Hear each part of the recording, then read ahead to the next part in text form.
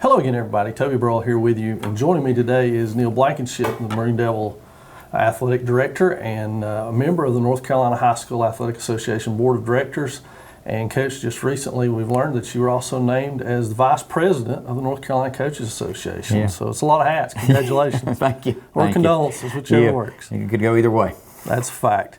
But there's been a lot in the last couple of weeks and even months, Coach, that you guys as a board of directors have had to deal with, and some decisions that have been made here in the last couple of weeks that have a profound impact on our athletes and their seasons going forward. So we wanted to take just a minute of your time, if we could today, and try to detail as many of those as we could and answer as many questions as we can for folks at home about what this is going to look like. I know that the start date, the official start date, has been released for, I guess we could put parentheses, the air quotes around fall, because it's not necessarily fall sports right now, but those traditional fall sports, let's say that.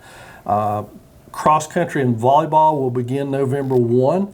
You want to give us the details on what that looks like? Well, it's November 4th.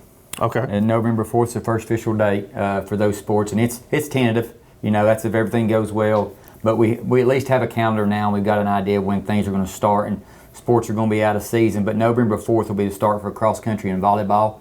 And, you know, in cross country being, we thought was one of our safer sports that we could run outdoors and do that. And then we did volleyball, and we did a lot of talking about volleyball, but it gave us an opportunity to do a indoor sport with a gym, if they allow fans, for us to get a base on how it's going to work with indoor sports and a number of fans we'll be able to have. So we felt like we needed to have two different types of sports, an outdoor sport with an indoor sport, so as administration and school officials and fans can figure out how things are going to work in a gym, because it's going to be different.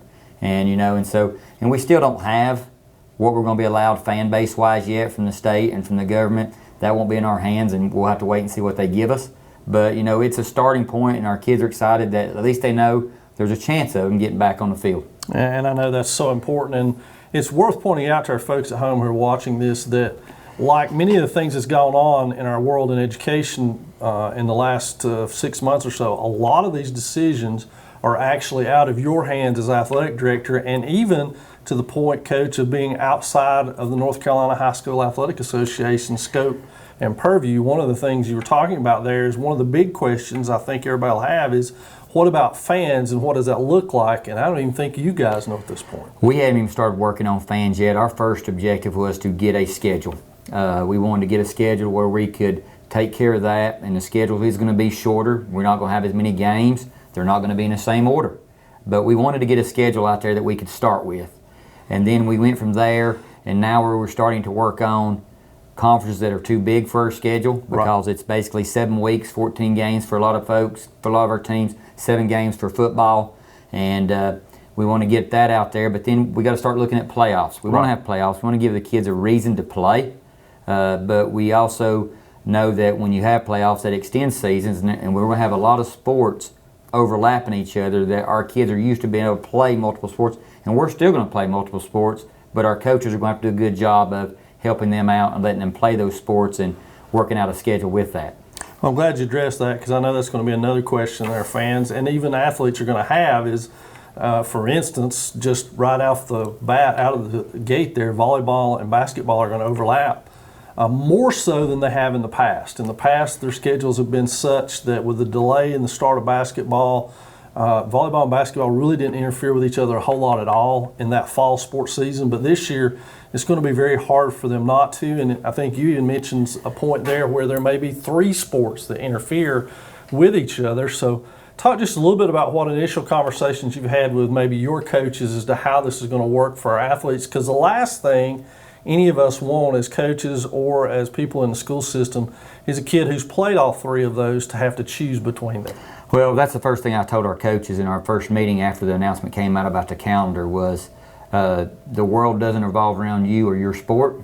Our kids have had taken a big loss this past year of losing sports and opportunities, and we're going to give our kids every opportunity to continue to play those sports.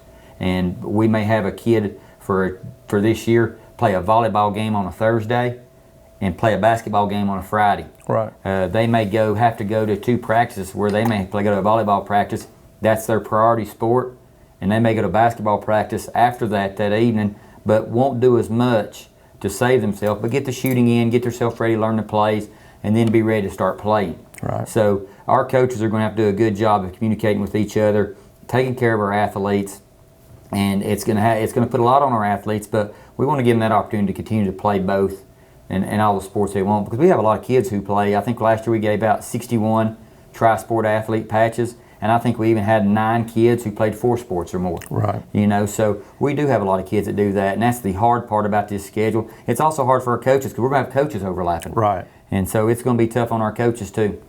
Well, I tell you, I know that that's something that our community is concerned about and our athletes are concerned about, but as a 1A school, we've been doing that for a while, believe it or not. In the spring especially, we've dealt with that a lot. So we have a lot of practice at how that works, and I think that'll probably end up paying off for us. I've actually been on the phone with quite a few ADs from bigger schools and asking us how we've done that. Right. You know, because they said, we know that y'all do it all the time.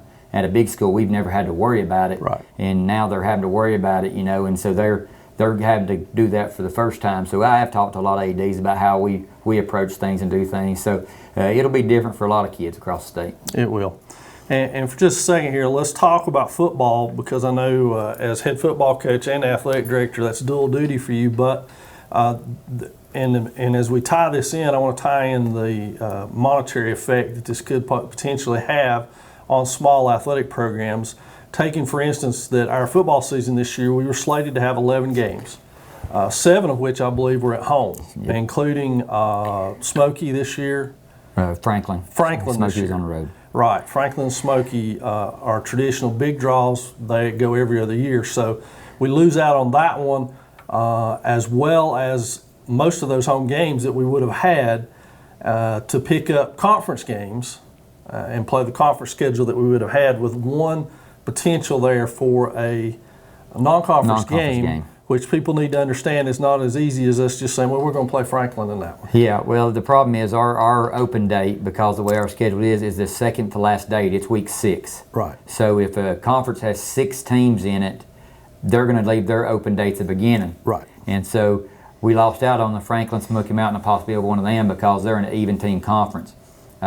So trying to find somebody week 6 has been tough. Yeah. So I'm waiting on the Asheville area schools over there. They have an odd number, but they got too many teams in their conference. So I'm hoping one of them may be able to have an open date. We've talked to a couple other schools, but we can't go out of state because Georgia and them are playing. Right. You know, so we're not going to be able to do that.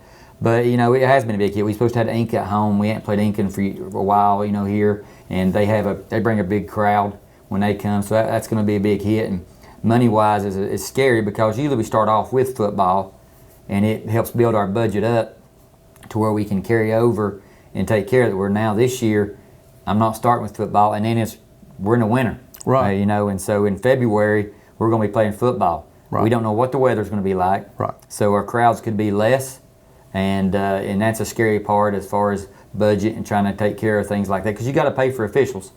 You know, that's a big thing. So the money part is going to be a scary part about trying to handle all the budget stuff with athletics this year, and just hoping that whenever we can come out, and, you know, if we're not allowed but so many fans, then that takes a hit on us too. Right. So we don't know how that's really going to work for us, but, you know, so it'll be different. You know, instead of, I don't know what we're going to do. Instead of water, maybe we're drinking chicken broth and hot chocolate. I don't know, but it'll be cold, but it'll be different, and I just hope we get the opportunity to get to play. Right. Well, I can tell you from experience, it is cold in February. Yes. I've been there. But I think the key there for fans to remember is that the fact that in the past, every year that you've been athletic director, you have known what your budget looked like when football season was over for the remainder of your sports year, which is the predominant amount of it, 2/3 of it, to be honest. And now you don't. On top of that, you're going to be restricted in many other ways, but the expense of having high school athletics has not changed. It's still going to be just as expensive to pay for officials. It's still going to be just as expensive to provide equipment for kids to play in and things of that nature. So there may be some inventive ways coming up down the road where you can help out with athletics, and we hope you'll keep that in mind as we move forward and give you more news as it becomes closer. Let's talk for just a minute, Coach, about what sports and individual teams are going to do for this schedule period. Now, you have said 14 games.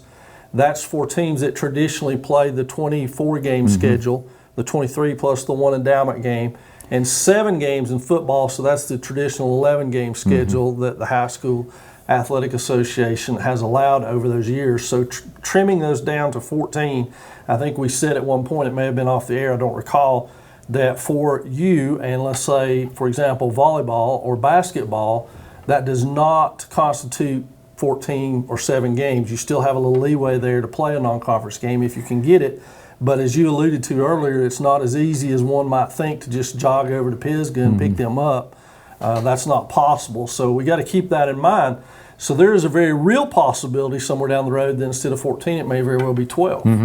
And we got to deal with weather too.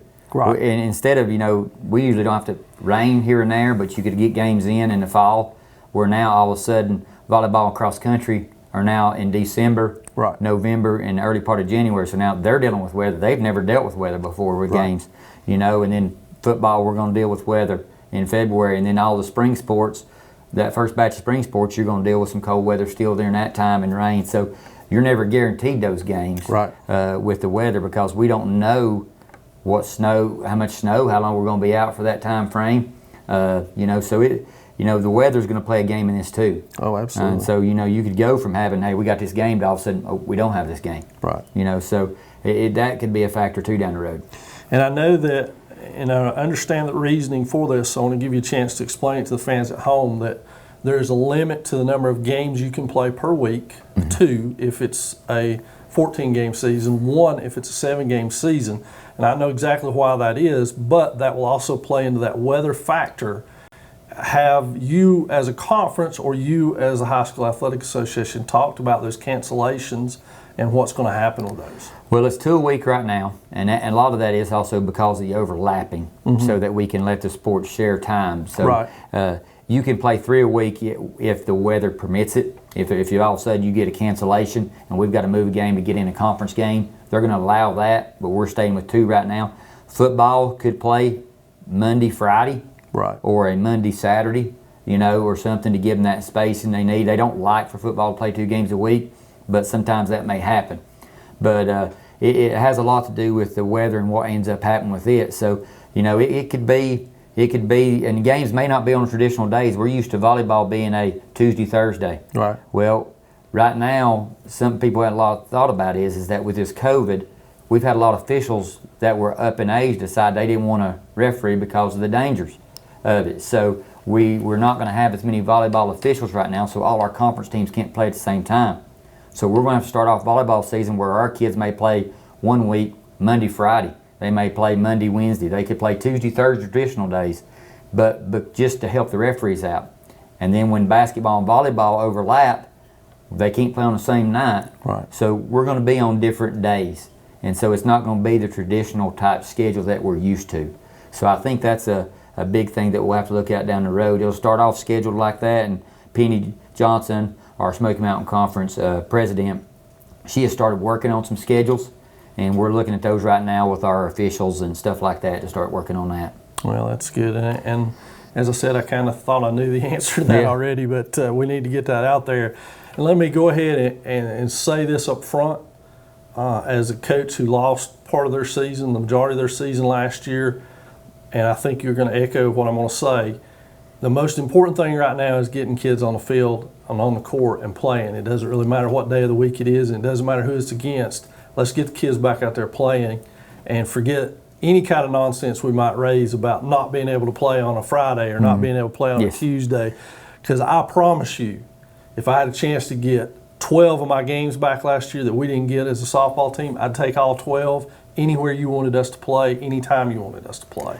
And I know you feel the same way. Yeah, and it's shown this summer with our workouts that we got to do when we finally got to start workouts back. Our kids were just happy to be back. Even when we weren't allowed to touch a ball, they were glad to be back and be around each other and get to come and do those things again. So, and all the doctors we talked to on the board of the North Carolina High School Athletics Association, they all agree with the fact that our kids need to be active. They need to get back out there and go because there's a depression issue going around right now with youth. I'm depressed right now because football is usually going right now, and it's hard when you're not doing that. And so, all the doctors want the kids back out doing something active, and our kids need that, and they need some structure, so you know, that's what I envision. I just want our kids back and able to play again and get that back on the field. Well, I know since we're not beginning anything until November 4th that you guys have some workouts planned in the afternoon for all athletes. It doesn't matter male, female, what sport they play. And I know the folks at home and those athletes as well probably like to know what kind of precautions you're using in terms of checking and cleaning equipment, things of that nature. So why don't you go ahead and tell us about your workout plans? Well, if the kid's in school that day, we don't have to recheck their temperature, but it's just like it has been all year. When they come in, we have to check their temperature, ask them their 7 questions, and put them down on our list as that they're there. We're still going to be limited to 10 people inside right now. That hasn't changed for us, but in 25 outside in a certain area. So like for us, we could have 25 on one end, and we can go all the way to the other end outside there and do 25 more, as long as those kids don't cross paths. Right. We've got hand sanitizer, we've got our cleaning solution that we have to wipe down bars, weights every time they use them. And, you know, and just staying on the kids about staying away from each other and not getting all over each other, which is hard. Kids like to get around each other. But, you know, and just trying to keep them safe.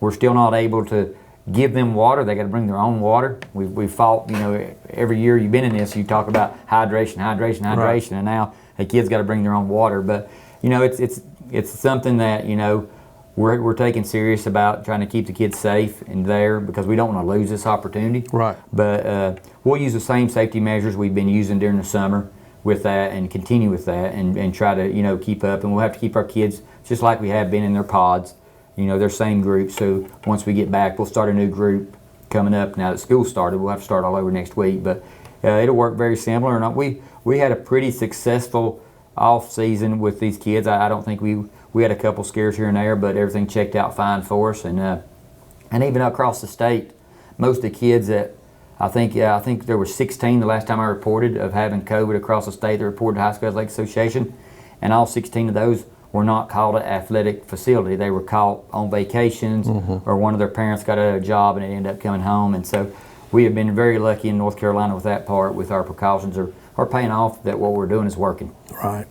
Well, I know that you have those dates, and Joe will be good enough, I'm sure, to put these dates up on the screen for you afterwards, and you'll be seeing a lot of them on social media as we go down the road and things start to fire back up.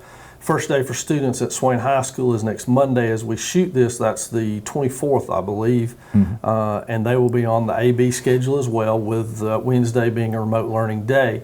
But along with that, Coach, if you would please, we talked about fall sports beginning with cross country and volleyball. Our astute fans out there know that there are more fall sports than just those two. So why don't you give us a breakdown of when these sports are going to be starting, and those get a little sense of the overlap that some of these may have. Okay, the first set of sports will be cross country and volleyball. Like we said, their November 4th is their start date, and their last regular season contest will be January 8th. And our goal in High School Athletics Association is to have playoffs. So, you know, playoffs would go after that. They'll be shorter, and there won't be as many people make them, but we are going to have playoffs. All right, and then we go from there. We go to basketball. December 7th is the start date. Now, we don't play our first contest until January 4th. So there's where your first rollover is, with volleyball and basketball coming together over top of each other there for practice and games coming up. So they won't start their first game until January 4th. And they go to February 19th, okay? So then football goes on February 8th, and then their first contest isn't until February 26th, and they go to April 9th. And then men's soccer will start January 11th, and their first contest isn't until January 25th, and then they'll be done March 12th. And then starting March 1st is the first practice for golf, women's soccer, and softball. And then their first contest will be March 15th, and they'll be done April 30th. And then with these spring sports being baseball, track and field, and wrestling, and then cheerleading, if they do a competition, will be May 1st. If they're not doing a competition, they'll follow with football and basketball dates with their stuff. But the baseball, track and field, and wrestling will be April 12th, and their first contest April 26th. And you can see wrestling now is all the way in the spring, but it's one of the most dangerous sports we have with what we're dealing with, so they wanted to push that back as far as they could. So those are your start dates for those, and we hope those continue to hold firm as start dates. Now, as you see, the final regular season game in the spring is June 11th. We're out of school by then. So that's going to be an adjustment for everybody. Also, we're going to be in spring break then. I think spring break falls on the first week of playoffs for football. And then, so we're going to have games during spring break because there's no other way to get them in. So I think that's important to know that when you go to scheduling vacations and stuff like that, Right. that there's going to be no way to get around spring break and games this year, that's going to have to happen. And, you know, in football, we've played over Thanksgiving. You know, we play in Christmas tournaments, and it's a one-year thing that we're going to have to do this year. And, you know, and I just think it's important to get that out there that will probably happen this year with spring break and ball games being played during that time. Okay. Those dates are very important. Make sure you've got them, but keep in mind too now what Coach just said, that the end date is not the end date. Yep. It is the end of the regular season. Now, Coach, one last thing I want to ask you about before we leave here, and it just popped into my head, and I know there's some people out there who are thinking of this as they watch it. What about JV sports? Our goal as High School Athletics Association is to have JV sports. I think it'll be a lot up to the LEA, you know, but I think our county's pretty excited about the fact they want us to have JV sports too. I think that's important. Middle school sports will come from DPI, but the last time I talked to them, they want us to have middle school sports. They think it's important. I do think that'll come down to local LEA too when it comes down to it, because that's usually where they push things off too. So I think that is important also. So I do think there'll be JV sports. Now, transportation is what's probably going to be our hardest thing because of the numbers on buses. And so I think that's one of the things we'll have to look at also down the road. And I know too, Coach, the off-season workouts have changed. The High School Athletics Association is very strict about the amount of time that you can spend with athletes and creating dead periods. Where does that take us into this new frontier? Well, right now we're on a dead week this week with first week of school being there. And so that was a dead week for us. And next week we're able to start new workouts with our athletes. And it's called skill development. The same rules will apply, 10 indoors, 25 outdoors. And so that'll be applied. We've worked this morning and yesterday on coming up with a schedule. And at the high school, we're going to offer 4 days, Monday through Thursday, right after school. Wednesday is a virtual day, so we'll start at 2 o'clock. And we're going to offer speed and strength every day after school for 45 minutes. And then I know that football, basketball, and volleyball and other sports are going to have some workouts those days, and they can go to those after that. But just to give some kids some structure and some time to do some stuff, work on their game, but also give them something to do after school like they're used to doing. Right. You know, so I think that's important that they have those opportunities to do those things. And it was pushed across the state that they want us to do those things. We don't have any more dead periods set yet for the rest of the year, except for when we have exams. We won't be allowed any workouts. We'll be able to play games during that time, but we won't be able to have any workouts during that time. But we haven't set any other dead dates yet. But it's on the proposals of stuff we've got to come up with, but it's just not there yet. We keep saying last one, but we keep thinking of other ones and moving on. So I'm not going to say it's the last one this time, but one of the big factors that I know folks at home have already clued in on that it took us a little while is if, say, my student, my son, is an A schedule student at the high school, does that mean he can only practice during the A schedule, or can he come all week? And what if I have a child that's in the virtual school? Can they come and play? Well, they can come and work out anytime. You know, if they're in school, they're going to come right after school. The only thing we ask if they're not in school that day is don't arrive too early. You know, let school get out and then come on campus after that, and they'll have to go to their coach to get checked in with their temperatures and have their questions answered before they can start workouts. So, you know, and a C plan student, same way. They show up at 3 o'clock for their workout, and then they'll get those questions asked, temperature check, and then they're ready to go to their workout. So, yeah, we want to keep everybody doing something every day. We want to offer something every day to every student. The kids can't help it what schedule they're on a lot of times, so we want to give them that opportunity to have some activity and do some things during the day. Well, I think that's pretty much what everybody was expecting out of that. At least I hope so. And, you know, one last thing before we get off here. I said it again, so we'll probably think of something else. But leave you with this thought. If we don't follow the protocols that Coach is talking about, and we don't do the things that they're doing, whether we're players, coaches, parents, then we're jeopardizing the ability for Coach Blankenship, the North Carolina High School Athletics Association, North Carolina Coaches Association, whoever it may be, to be able to allow these kids to be back on the field in a safe manner as possible. So please, parents, coaches, players, follow the guidelines. It doesn't matter if you agree with them or not, or if you think they're silly. Follow them anyway, because you are ensuring by doing that that we are able to have a complete and full athletic season, which I think is what everybody wants, Coach. Yes, I agree with you. And hey, I got Maroon Devil masks for sale. I got bugs for sale, so you can come see me and buy them. There you go. That's our first fundraiser for athletic department right now. So we're trying to make a little money off those. So. Well, Coach, I appreciate you joining us here today, and I know as we move forward, we're going to have more questions forthcoming, and you probably will have better answers as time goes on. So we're going to pin you down and say you're going to have to come back and talk with us again in a couple of weeks and update us on the status of everything once we get rolling with everything. But in the meantime, thanks for joining us here today, and we'll see you down the road.